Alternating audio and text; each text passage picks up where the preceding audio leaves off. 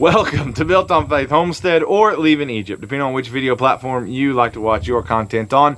My name is Justin. I want to thank each and every one of you who have subscribed to our different channels. And I want to say a big congratulations for any of you that found our channel. Somehow you waded through the algorithm prison and made it to this channel. Thank you. Appreciate you. Congratulations, you've made it here. Now, today I want to discuss the WEF and how it is that they want kind of a one language idea for the internet so that your children and yourself and whoever are not harassed or put into harm's way on the internet. Now, that sounds fine and dandy, but for most logical thinking people, you understand that that's going to take sacrifice of some sort to get there. Please continue watching if this sounds like something interesting you would like to discuss. I once was lost, oh, but now I am found.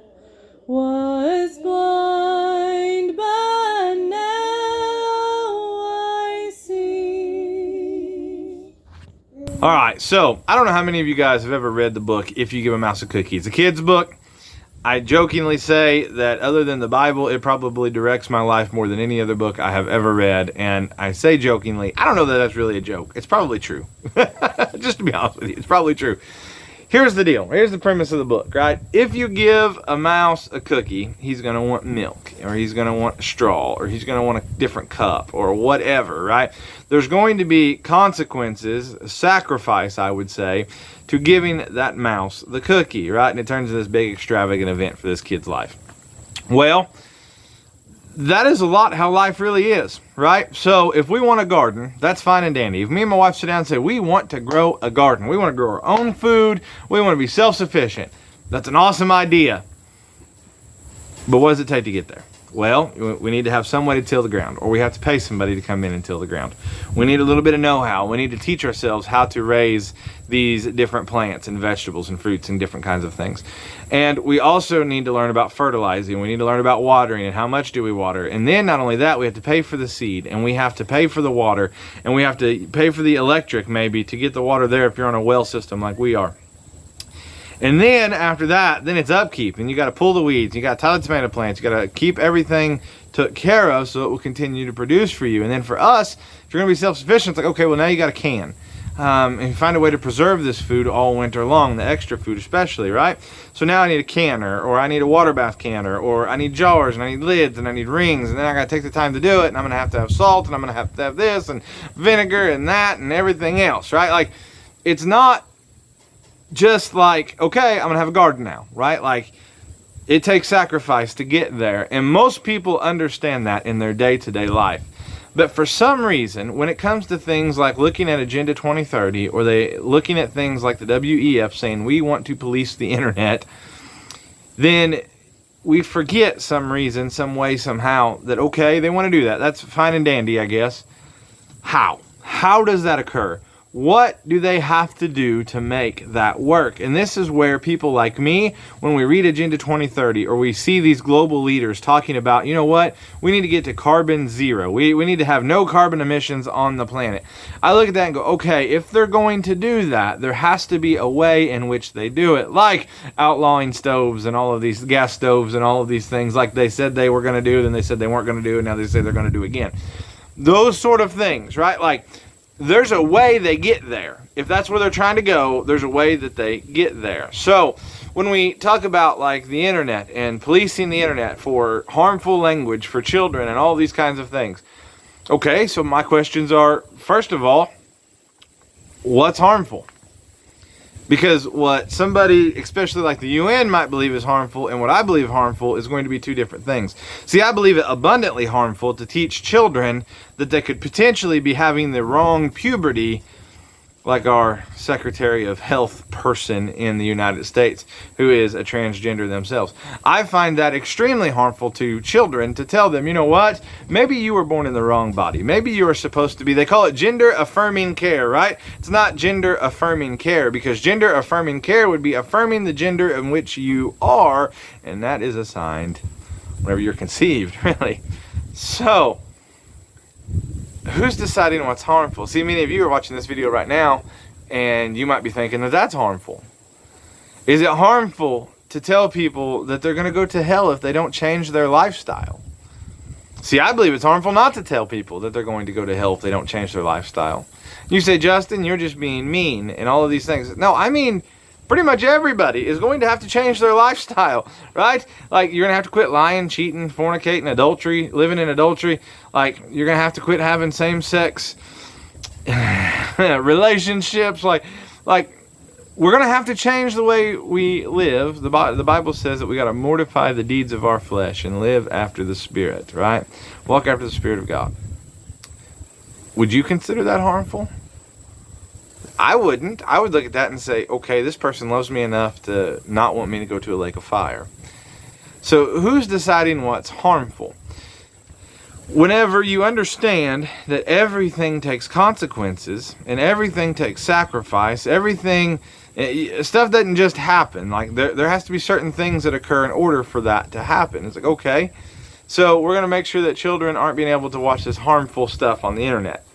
That sounds pretty good. It really does, because there's a lot of filth on the internet. But who's deciding what filth is? Who's deciding if drag queen story time is filth? Who's deciding if some sort of music video, right, with women shaking everything that the good Lord give them on the music video, maybe you don't want your little girl seeing that. Maybe you don't want your little boy seeing that. What's harmful? Who's deciding that? Those are my questions. Another question I might have is, how are we going to figure out who's an adult and who's not? If you're going to make sure it's not being harmful for children, then you're going to have to figure out who's children and who's not children. That's just common sense, right? Which would imply some sort of internet ID. So you're going to give the whole world some sort of internet ID? Well, you are pushing for digital ID for everybody tied to banking currencies. That way everybody is tied together. So probably, right? Okay, so we got to figure out who decides what's harmful. We have to figure out how we're going to decide who's children and who's not. And then they talk especially about like content creators, somebody that puts stuff out on YouTube or whatever you put your stuff out at, right? Like everybody does pretty much today. Okay, what are you going to do with these creators? Are all the creators harmful? Are they all bad? There's some unanimous things we all believe is probably harmful, right? But like murder, surely we can all decide that, well, no, we can't, because some people think it's okay to murder babies in the womb. So maybe not. Maybe there's not anything we all agree on what's harmful and what's not, right? However, what are you going to do with these content creators? Who's going to decide who's the harmful ones? Because we don't know what harmful is. Because what you think is harmful, I think is good. And what you think is good, I think is harmful. So how are we deciding this? What sacrifices are being made in order for the WEF to get control of the internet so we make sure it's not harmful for your children? Now, this is what I'm not saying, right? Because literally this applies to everything in your life. You can't just not do anything. You have to decide, are the sacrifices necessary worth what it is I'm trying to accomplish? So for our garden, for instance, we believe it to be a worthwhile adventure to spend the time weeding our garden, to spend the time tilling the dirt, to spend the time using our fertilizer from our rabbits or whatever type of animal we've got to fertilize that garden, to can the vegetables. We believe that to be a worthwhile adventure. But that means we don't get to do a lot of stuff that maybe other people do, right? We don't get to spend our evenings maybe going down to the river every night, right? Or going down to the lake. Or why? Well, because we have to can vegetables. Because this wintertime, we want to have green beans that we can pull out that we can eat with our fresh venison backstrap from the fall, right? So it's worthwhile to us. So then we have to figure out what's worthwhile. And we also have to understand not to let our emotions override our reality. Meaning, if somebody, I don't know, let's say that there are these planes that run into something called the Twin Towers in New York, and they use that then to enact this Patriot Act where they can tap every American's phone. And good, red-blooded, hard-working Americans may say things like, well, if you're not saying anything bad, who cares? Let them tap your phone. The problem is, what may not have been bad in 2001 may be bad now. You may be considered a right-wing, white supremacist extremist, no matter your skin color, if you don't go along with certain woke ideological ideas. And so, who's making these decisions, once again, onto what is harmful language? Who's deciding who these domestic terrorists are, right? So I've looked, I know that in a lot of cases, somebody that believes that the world was created in 6 days does not believe that the world's millions of years old, and believes that we gotta love the Lord and serve the Lord in order to get to heaven. You're probably going to be a right-wing extremist. See, it has nothing to do with skin color. I don't care about that. What I care about is whether or not you're serving the Lord, right?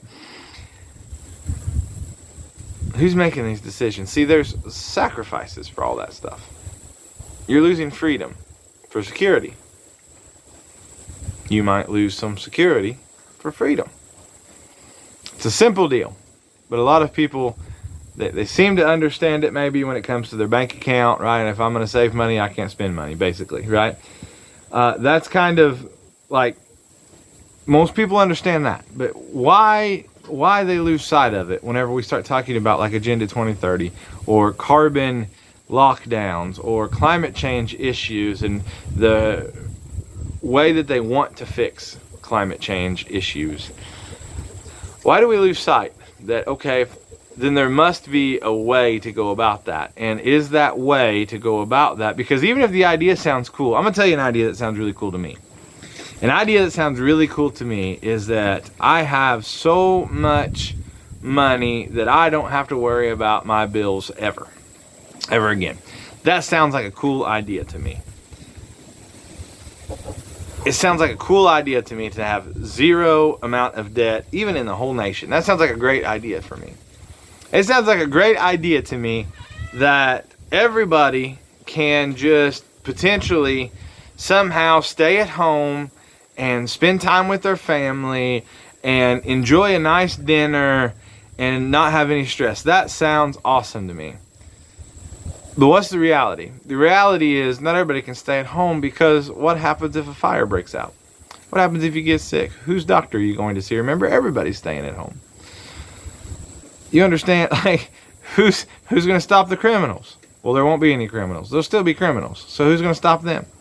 Who's going to fix your plumbing when it quits working? Who's going to fix your electric when it quits working? Who's going to understand that, like, not everybody can stay home and not everyone can have this crazy life where they just stay at home and all these things, right? Wanting to be like a really cool idea of, like, you know what, maybe I got enough money that I don't ever have another care in the world. Well, that's a great idea, but what's it take to get that money?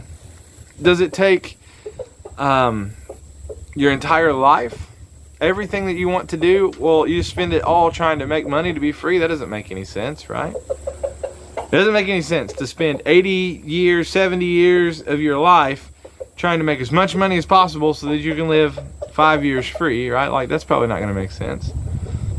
What about sacrifice time with your family? Is that worth what you're trying to do? Because quite honestly, if you're going to spend more time with your family, you're going to sacrifice some on your bank account more than likely.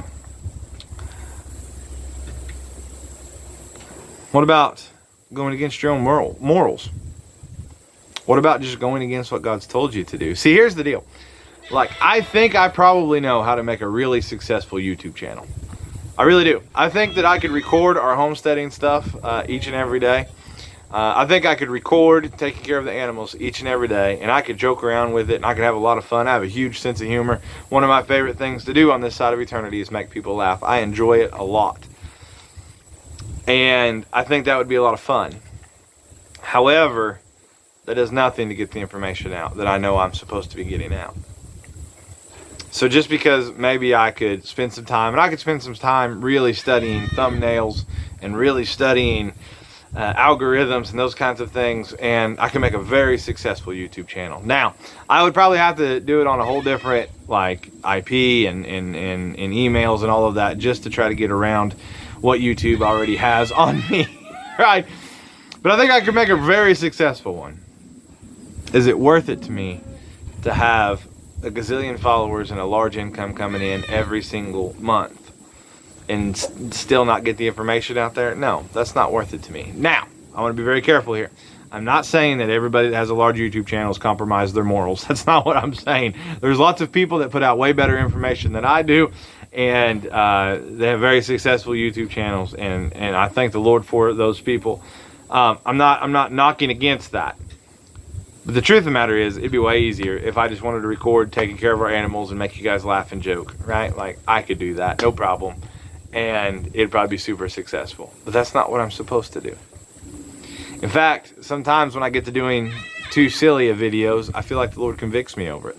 I'm allowed to make my wife and my kids laugh. I'm allowed to crack a few jokes here and there at church, right? I'm allowed to have a little bit of fun here and there.